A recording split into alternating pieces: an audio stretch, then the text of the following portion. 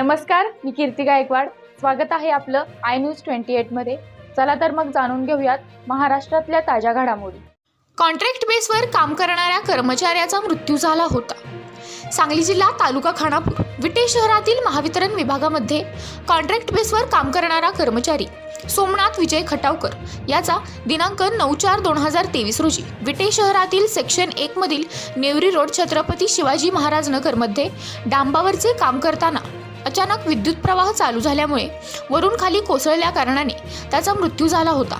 या कर्मचाऱ्याला 1 वर्षाचा लहान मुलगा आहे, तसेच त्यांची पत्नी आणि वयोवृद्ध आईवडील असून त्यांना न्याय मिळवून देण्याकरिता श्री विवेक मोहन भिंगारदेवे सामाजिक कार्यकर्ते यांनी आज 31/5/2024 रोजी विटा तहसील कार्यालयासमोर 1 दिवसीय मृताच्या कुटुंबासमवेत लक्षणिक उपोषण केले।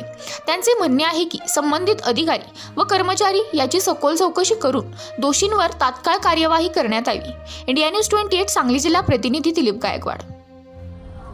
9/5/2023 रोजी सोमनाथ खटावकर म्हणून आमचे मित्र जे बाह्यस्रोत कर्मचारी होते महावितरणचे, त्यांचा 9/5/2023 रोजी काम करत असताना अचानक विद्युत प्रवाह सुरू झाला म्हणून त्यांचा तिथं मृत्यू झाला होता।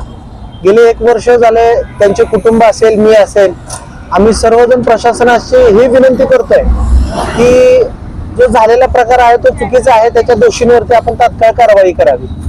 पण साधारणपणे 1 वर्ष उलटून गेलं असून देखील आज अखेर कोणत्याही प्रकारे प्रशासनाने दोषींवरती कारवाई न केल्यामुळे आज आम्ही सोमनाथ खटावकर यांच्या कुटुंबासोबत 1 दिवसीय लाक्षणिक उपोषण करत आहोत। आमची हीच मागणी आहे की तात्काळ संबंधित अधिकारी जे आहेत, द्वारकेश बाबर असतील किंवा त्या दिवशी जे कामावरती असलेले वायरमन असतील, यांच्यावरती आपण तात्काळ कायदेशीर गुन्हा दाखल करून त्यांना त्यांच्या नोकरीवरून बडतर्फ करावं, हीच आमची सर्वांची प्रशासनाकडे मागणी आहे।